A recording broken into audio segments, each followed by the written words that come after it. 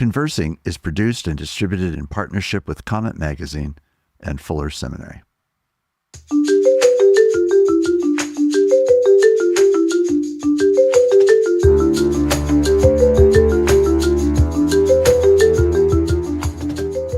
I'm Mark Labberton. Welcome to Conversing.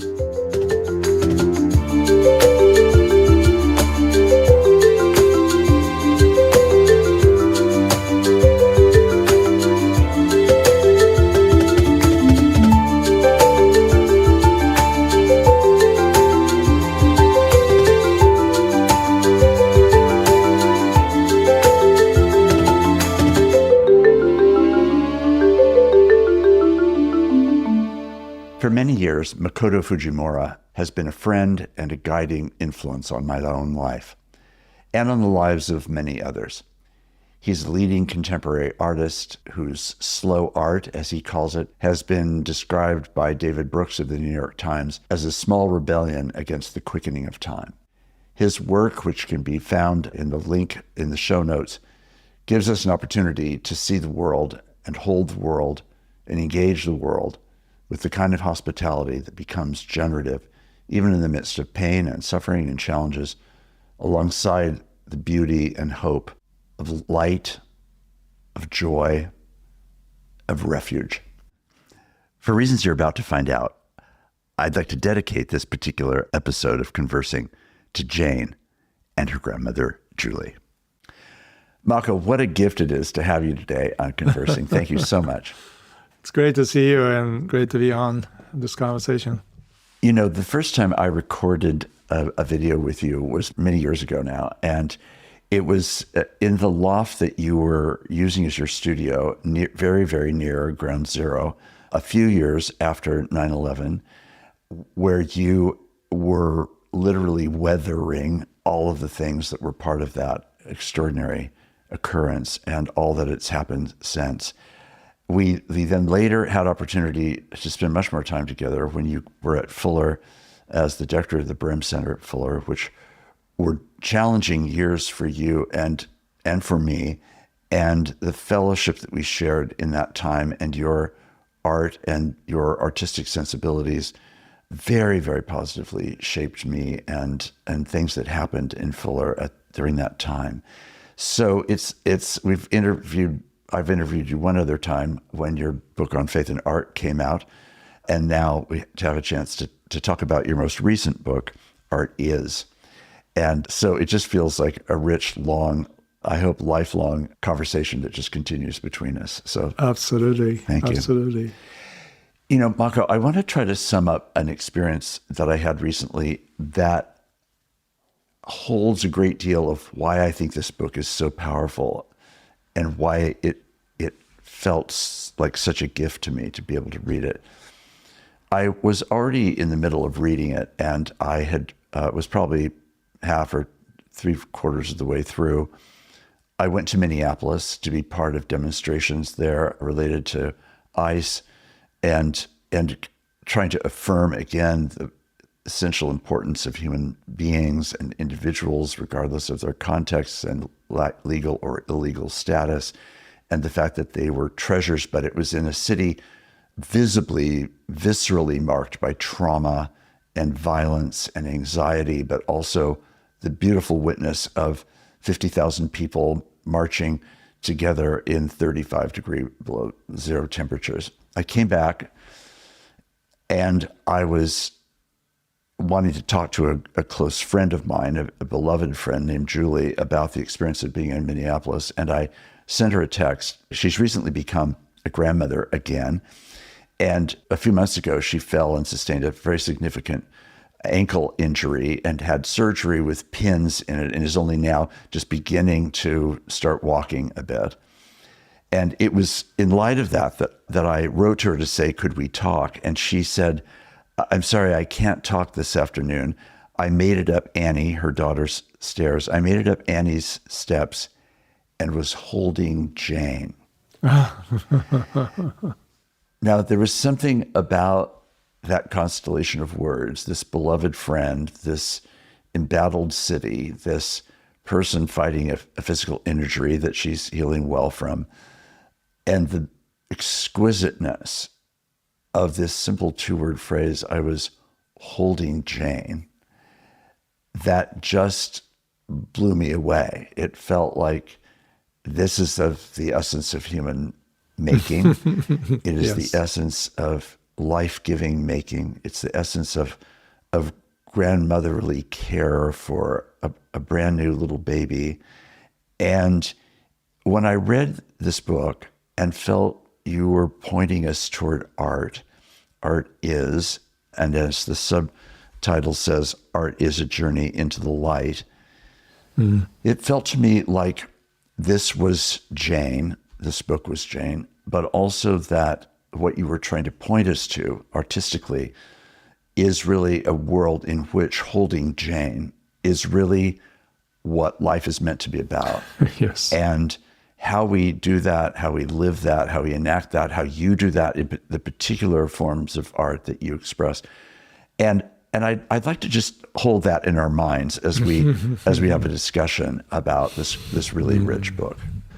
Thank you. I cannot imagine a better way to read my work that I'm hoping that the reader will experience this opening up in their own lives, to recognize something as maybe ordinary or as extraordinary as holding your granddaughter. And I think it was Calvin Silverfield who said there are burning bushes everywhere. We just stop taking our shoes off. Yes. And so I wanted this book to serve as a portal entry. I wrote a book about new creation and theology of making, which leads to these moments, I think, when we recognize that it's not just that we are making or we have the capacity to make a gift given to us by the Creator, but that we are being made. And when we recognize that moment, time stops. It becomes that in itself, that image becomes a portal that we get to carry into everything that we do, everything we make. So when I was writing this book, it occurred to me that very thing that I am unconsciously observing every day, the minute particulars that William Blake talks about, seeing a world in a grain of sand, becomes a way for us to understand our time, complexity of our time, to behold the fractures, to understand how unbearable it might be.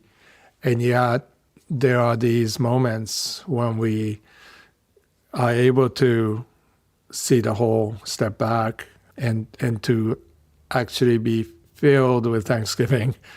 Despite everything that's going on, you become more aware. Right.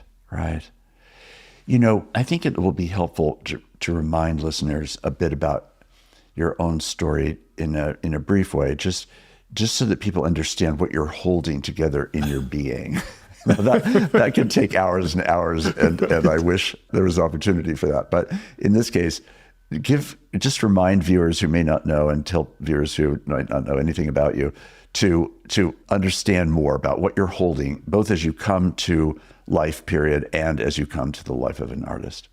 Well, there's a lot, and I suppose the reason why I write is to make sense of it all. I was brought up, my father's a renowned research scientist. I was born in Boston because he was doing his postdoc with Noam Chomsky, people, and then traveled to Sweden. My first visual memory is of Sweden, and I talk about my early painting that I did when I was 3, and my mother kept and framed it and gave it to me for college graduation. Yes, as if to say, I saw your gift early, and I've done my best to steward it. And then I went to Japan. My formative years were grade school in Japan, and beautiful town called Kamakura, which comes up in the book often because I think that was such a formative aesthetic base for me and continues to be.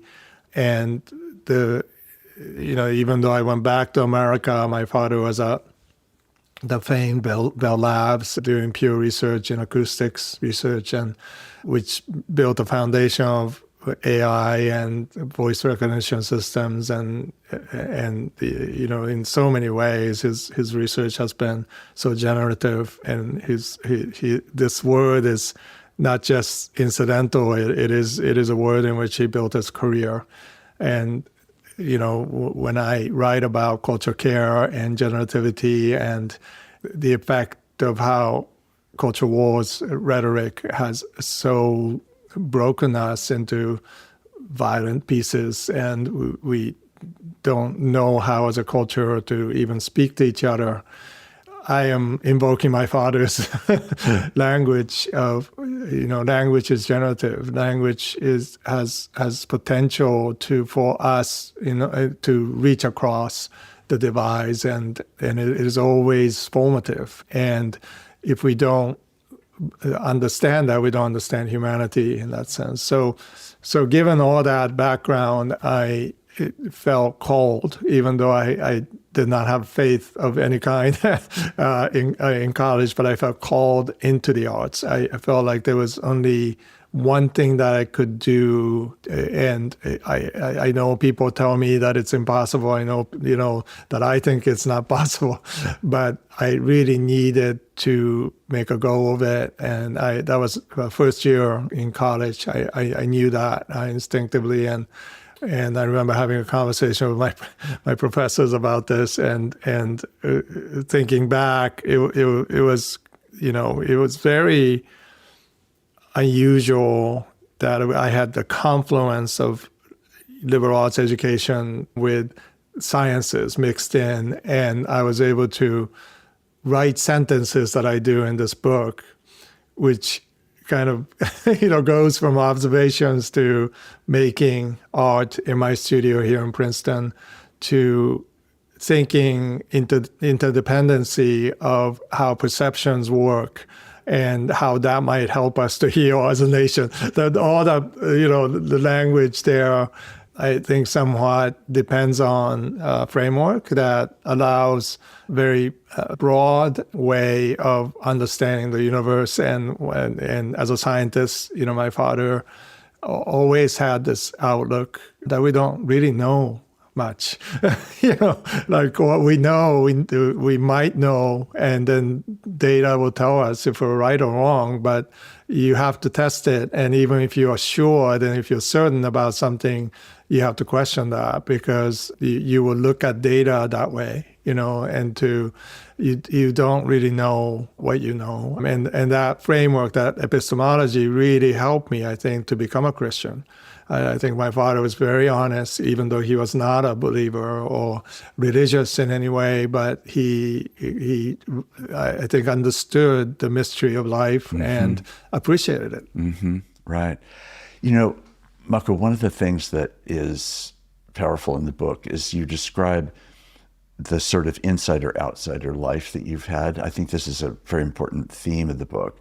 I think one way to describe the book, there's several words that I think describe this book, but one of them is it's the most intimate book I think you've written. And it gives us much more of an understanding of your own journey in strengths and in weaknesses, in times of struggle and pain, external but also internal. And one of them that is captured is that apparently the actual script in Japanese for your name would indicate in Japanese that you are, quote, not Japanese in the same full-fledged way. That's right.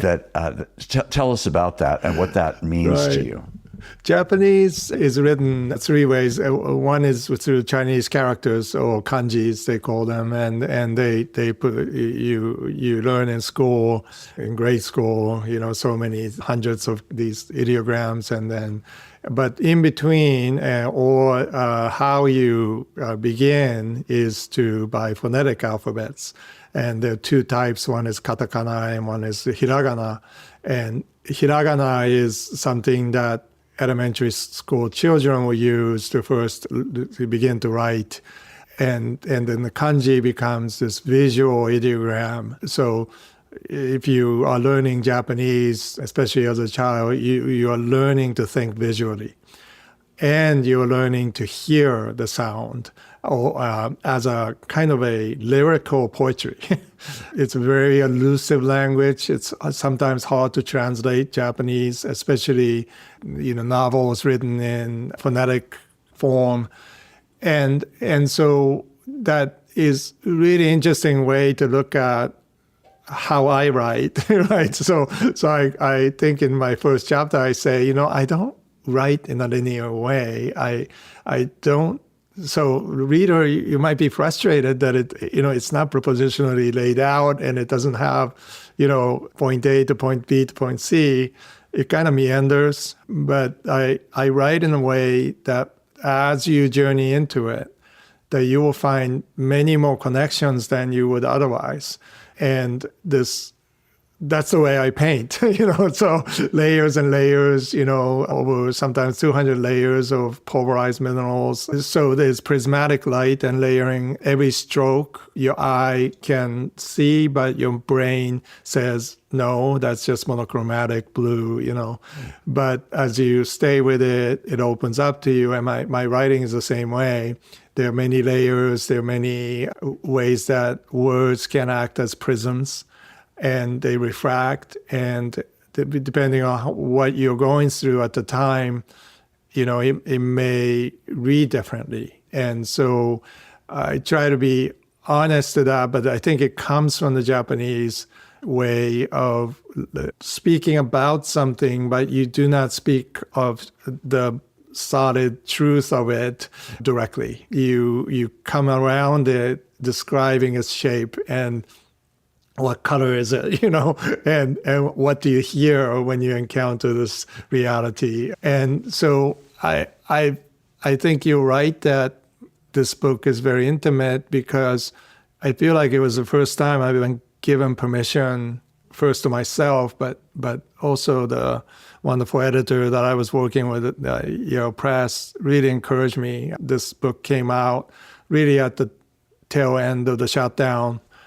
And she said, let's make a beautiful book. And by the way, I don't think you need to feel like you have to explain everything in your writing.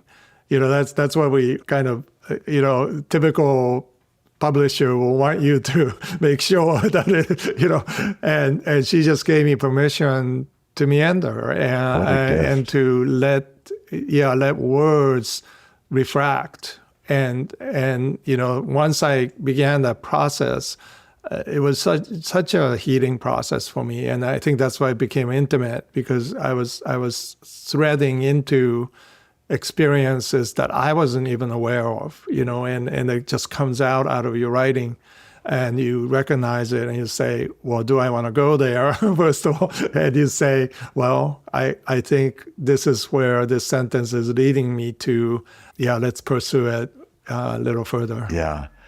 Well, I love the way that it comes out, because as a result, it helps the reader settle in for that sort of experience, right? And it's an invitation to know you more, but it's also an invitation to then let the resonances, the intertwined resonances. We've talked about this on other occasions, but I've always been struck by what I've read about the fact that in music making, it is partly the notes, but it's principally the overtones that are the things that cause us to experience the depth and richness and moving power of music, right? And I felt this was an overtones book. That would be another that would be another thing. The notes sound and you hear them clearly, but there is this quality of resonance that just continues to resound in its own particular set of ways. Early in the book, you describe how you were drawn to a particular kind of Japanese aesthetic, which is really core to the way that you approach all the work that you're doing. So can you just explain that again, and then tell us, I want to explore about how that unfolds. Yeah, even theology, right? Yes. That's what I discovered is like, scriptures when I read, I think I'm more aware of how much aesthetics and imagination is involved in understanding the passage. And, when the Spirit opens our eyes to see anything, but especially the Word of God, we have these first certain presuppositions, but we also have framework, lens through which we see things, and it's important to recognize that. And I think it took me a while to understand that my art, which is really committed to and driven by Japanese history, especially 15th, 16th century, 17th century Japanese art, using the materials that I use today intentionally to slow me down, to harken back to that time of enormous violence in Japan, and yet there were forces that created beauty as a form of peacemaking, as a way to slow down intentionally, to commune in a deeper way as human beings, and do not let the divisiveness and polarization and all that was happening, the civil wars that was happening, distract us from being human.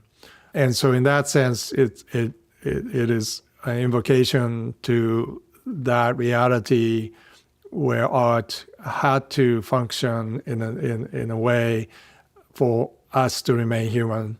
And that you can speak of the same way about Frangelico's paintings, or any artwork actually at any point. But I do feel that what the framework of that understanding that we have lost our way as human beings, and we are caught up in this algorithmic, phantasma of reality that we think we are improving as human beings when we are not. And the same old darkness, the problems of the heart, is only amplified because of technology. And yet, the antidote to that is being able to go into the studio and make, right? So when I, lived and worked in Ground Zero for a long time, 15 years, I was there after 9/11. So we were literally, my children are Ground Zero children. They inhabit that really appreciation of community and creativity and imagination because they had to. They literally walked out to Ground Zero every day to go to school.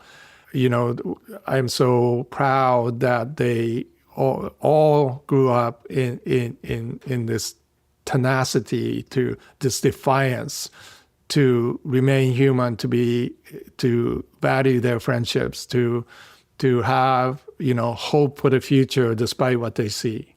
And so these are things that I think the book, although I don't speak about my family that much, I allude to them, these experiences of loss and confusion and, my own sense of despair can actually lead into a place of honesty and way to connect with people who are going through that right now. And I know that, part of my way of writing about everything from bluebirds to,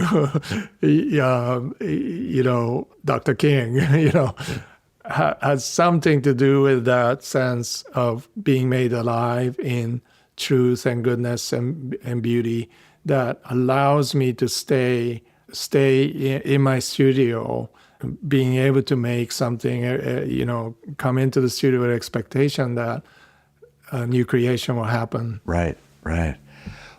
One of the words that you use early on is this word hospitality that describes both a Japanese aesthetic and the way that aesthetic affects you. And what you just, I think, have said is an example of a telling of hospitality, right? How do I take the horror of 9/11 in all of its trauma, which it definitely was for you, and I'm sure was for your children in different ways, but a genuine trauma for every possible understanding and reason that it should be such. And at the same time, that it become hospitably welcomed for the sake of the generative implications of letting something like that really speak to you. One of the other words that could be used, I think, to describe this book is, there's a cluster of words, but for now I'll use the word simply attention. It's a book about paying attention, back to holding Jane. It's this it's this attentiveness that is not objectifying, but intensely subjective, and holding all of the particularity, including the shards and the ash and the messiness, as well as the things that are exquisite and beautiful and so forth. Talk to us about hospitality as a life and also as an artistic expression. Yeah, and I'm a high introvert, so I struggle with hosting anybody, And yeah, I think what my 15 years living and working and raising my children in Ground Zero and helping with church plants, helping with what that taught me was that you can only see Jesus if you see God as hospitable, providing that place, sanctuary, in the midst of trauma, in the midst of Ground Zero, right? So Ground Zero can be a place of devastation, and it is. And, I walked around Hiroshima and Nagasaki thinking about the amplified trauma that I can't even imagine, and talk to the generations of survivors, and listening to them made me realize, and I didn't like using the word survivor because I didn't feel like I survived anything. I was just, yes. And then it took me a Columbine high school survivor to tell me, because he read one of my books, he said, you're welcome here anytime, because you're also a survivor. And it just shocked me when he said that. And then I realized he was right, that I owned a responsibility to that. And I can't be in denial of the trauma that I was carrying without knowing that for a long time. And it really is a discovery of layers and layers of things that I needed to reckon with, I needed to understand in my own ways. And God is so gracious, to allow me to do it through my art and to be able to write about that process, just track it a little bit, closely.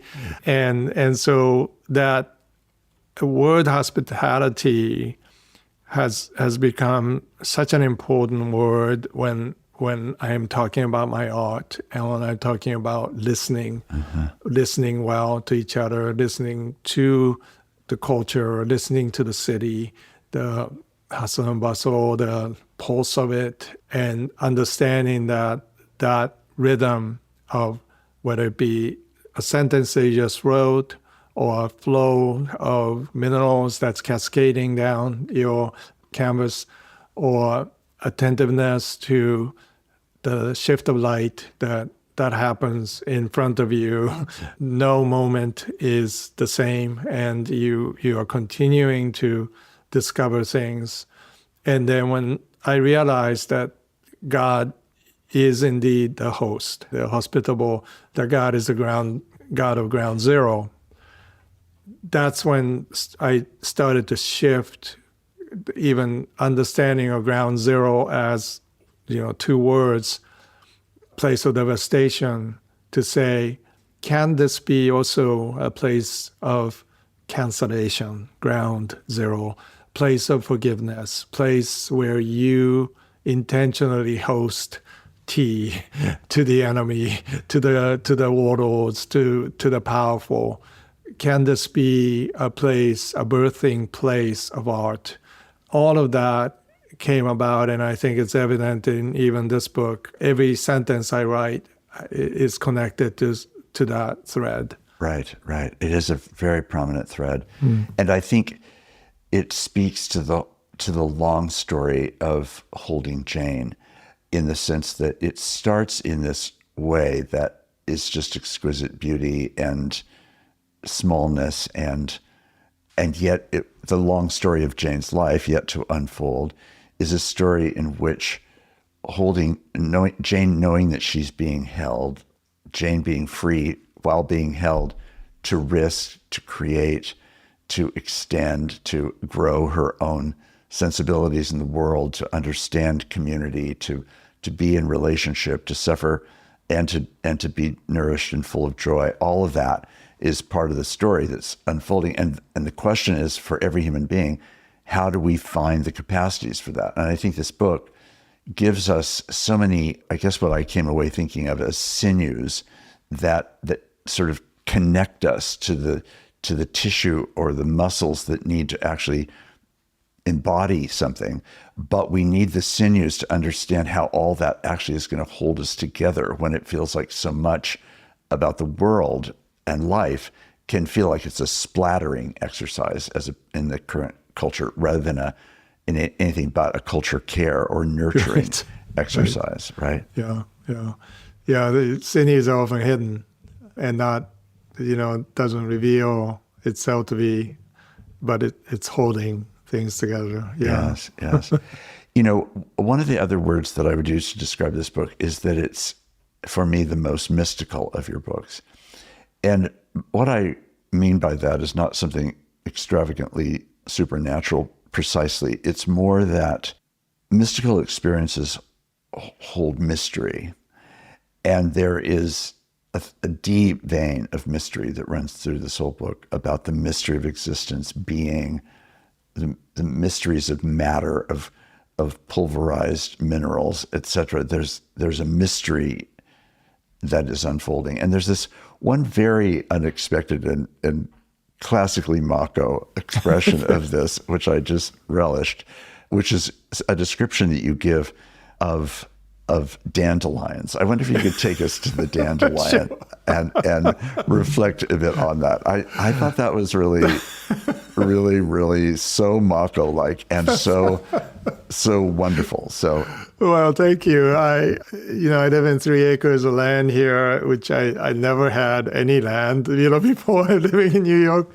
And so it's such a eye-opening experience and just sense of discovering what is a land and what does it do. And, it's a farmland, and it used to be cornfields, I suppose, and acres of farmland here in Princeton. But then I also began to see things, right? You stay with a place that you live in, and you begin to pay attention to the details. And of course, growing up in New Jersey, somewhat, I had a certain bias against dandelions. Of course. Lawns are not, fighting against it or whatever. And a writer friend of mine just visited me one day, and she noticed this, like my inclination to, love all things except dandelions. I was maybe complaining about how they take over. And she said, well, why do you hate dandelions? And I just paused and I thought, why do I hate dandelions? Why do you hate dandelions? Yes.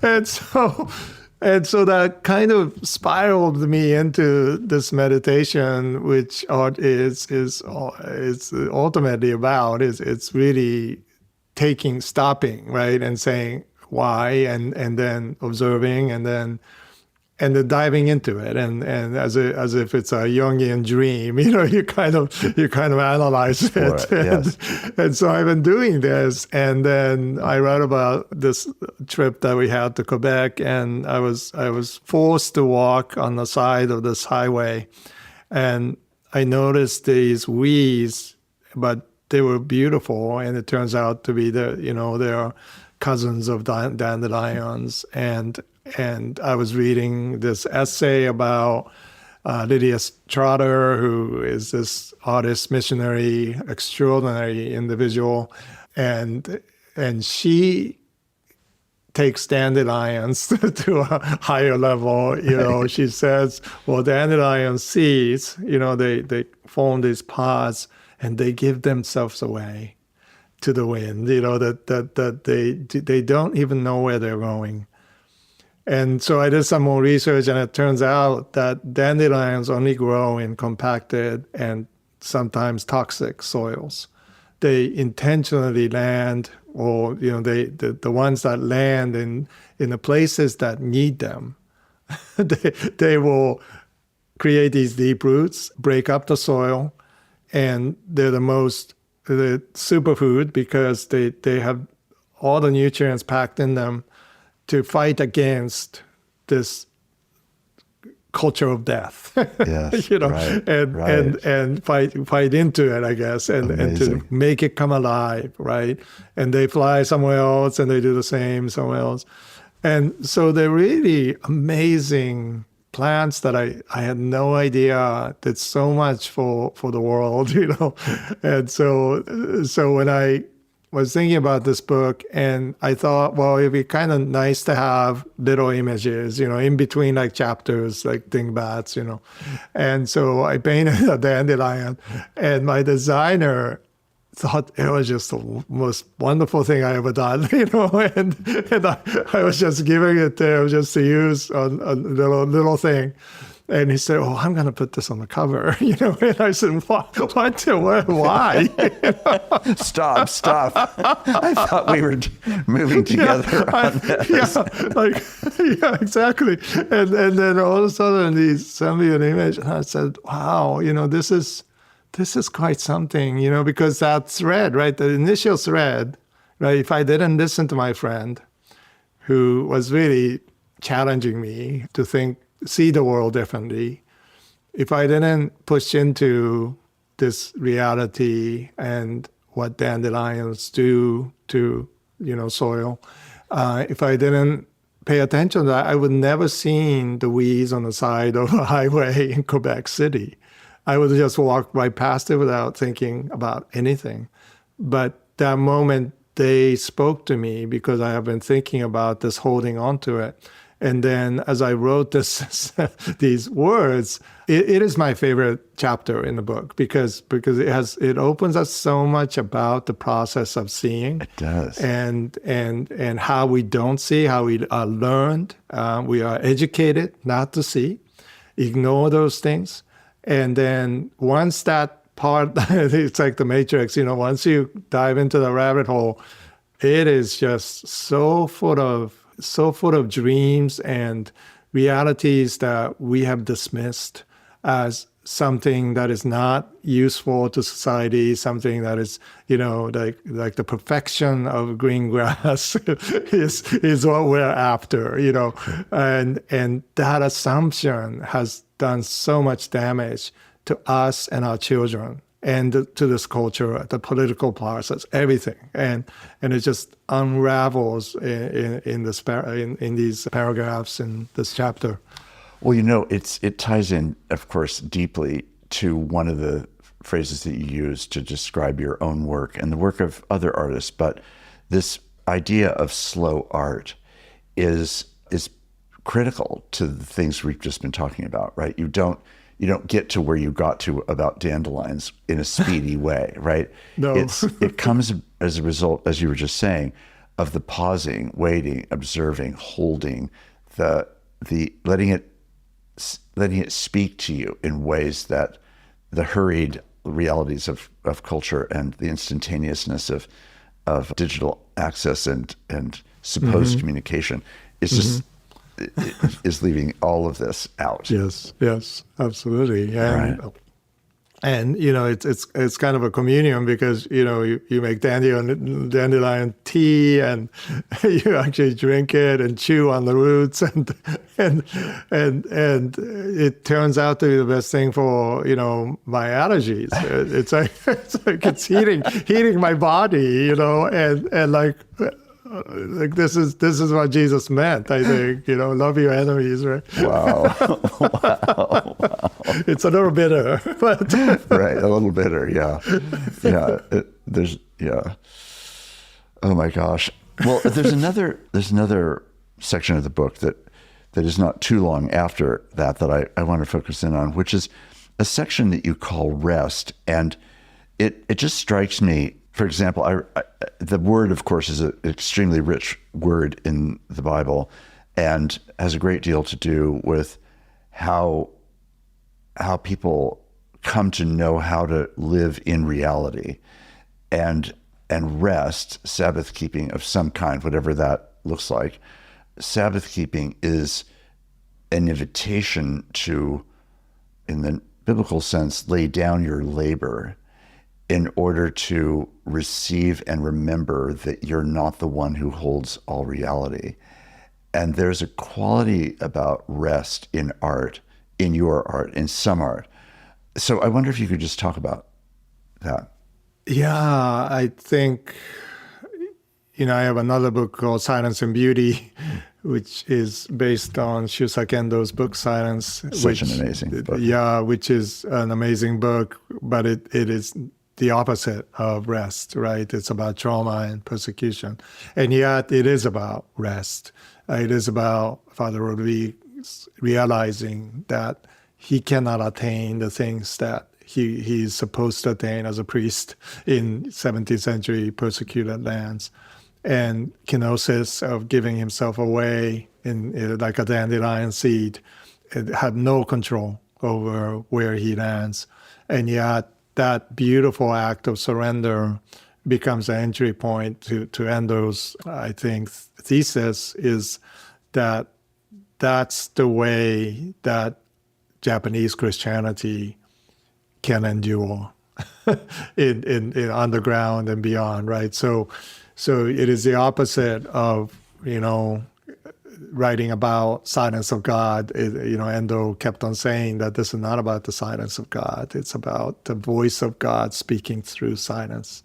And Sabbath is like that when we work so hard and we have, ways of validating our existence by proving to the world that this is what we've done. And yet it is when we are able to behold and allow ourselves to be filled with gratitude for things that we haven't done, we have no control over, that if we can surrender to the winds and let it carry us, that becomes a new place where, we might land and take root. And that, to me, is one of the most powerful witnesses of art.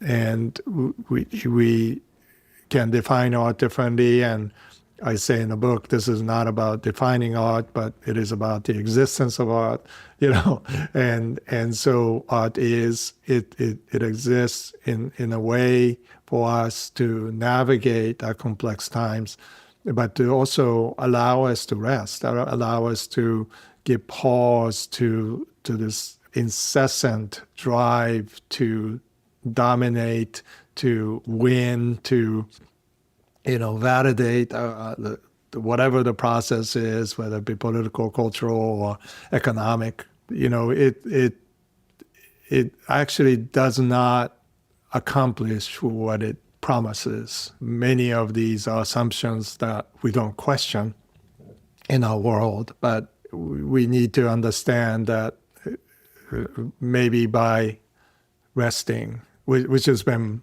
proven to be true, if you rest one day a week, you're more productive, far more productive.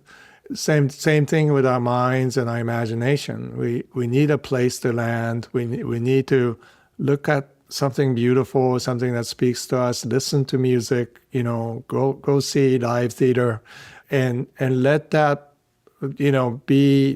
be a place of germination without expecting anything to happen. And this book is really about that. It is about me slowing down enough to write a sentence simply about what I see without expecting to do anything. And that kind of unraveled, and became this book. So I think that process can be traced in every single person's life. Well, your editor was absolutely right to give you permission to let these stories unravel. And it is like seeing strands of something and and feeling their inherent coherence, while also realizing there's mystery, uncertainty, risk, courage, all these things that I think emerge as well.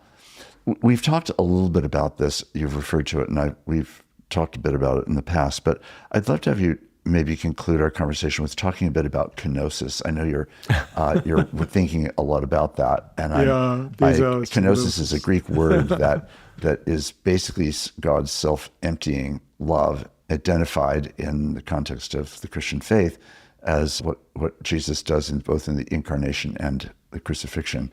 But give us your reflections. Yeah, it's such a rich, deep word. These paintings behind me are part of the series called Kenosis. Part of it is in the process. Gold, Japanese gold, is microscopically thin, and gold is very expensive material, and yet it is malleable. The pure gold is something that breaks up into these polarized patterns.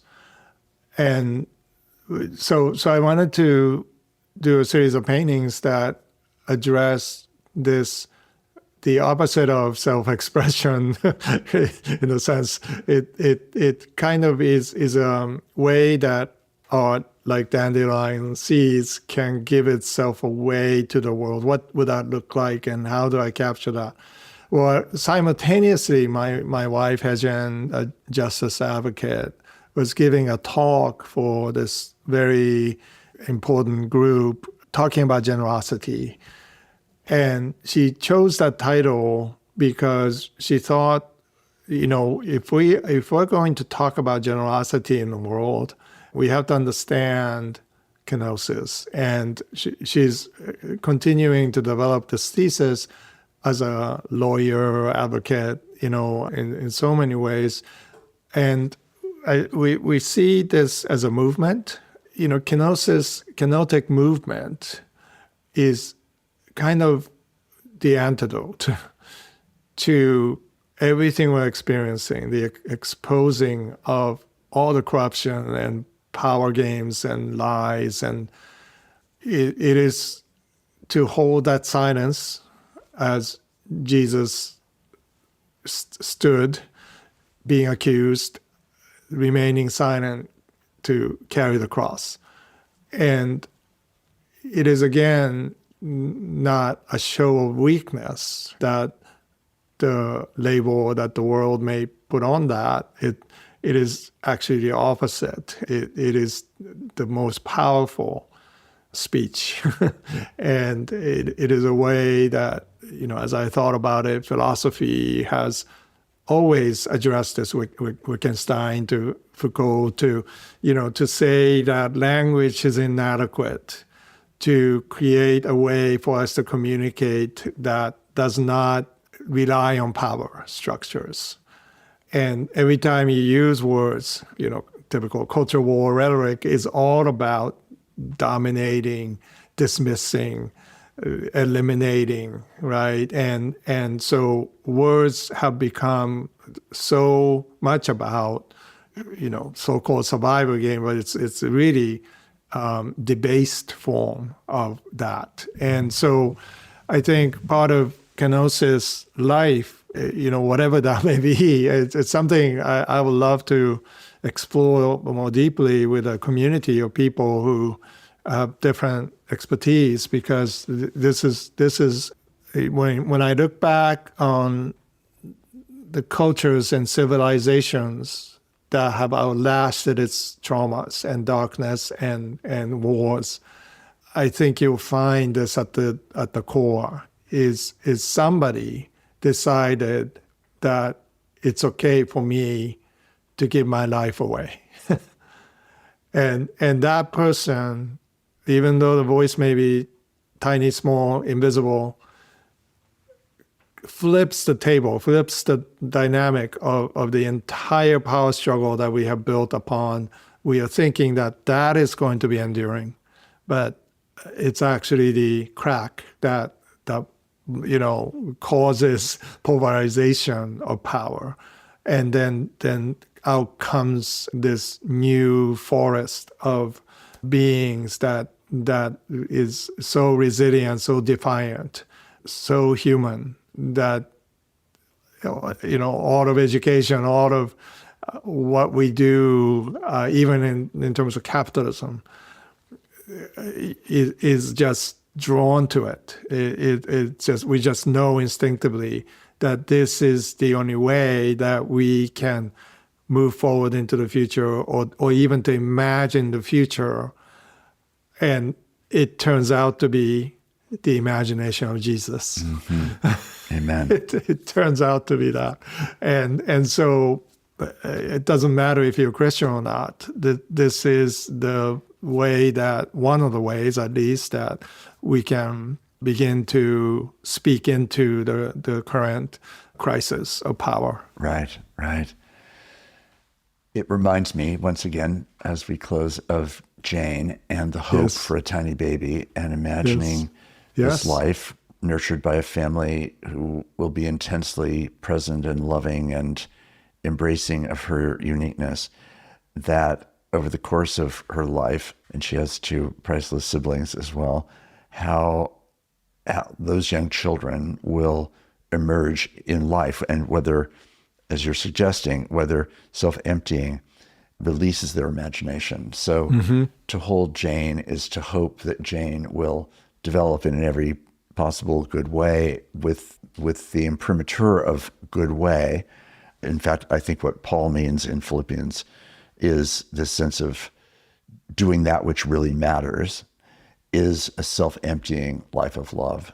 Right. And I thank you so much, Mako, for the way that you do that, and for the way that your gifts through art and writing are manifestations of that, and have been for many, many, many years in my own life. And I just want to express my huge gratitude for that giving, which has changed me.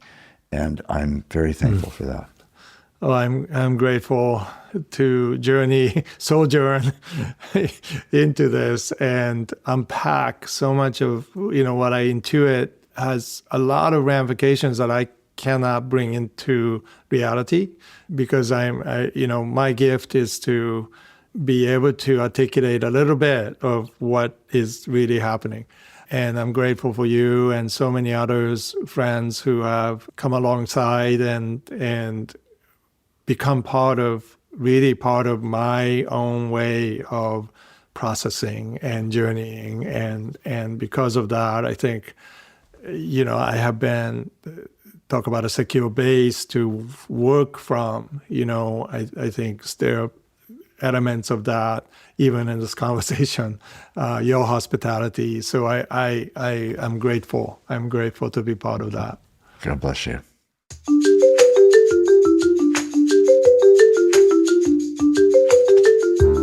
Conversing is produced and distributed in partnership with Comment Magazine and Fuller Seminary. Peter Labberton is our engineer and editor. Evan Rosa is our producer. For more information about Comment Magazine, visit comment.org, where you can subscribe, read the current magazine issue, and browse their archive.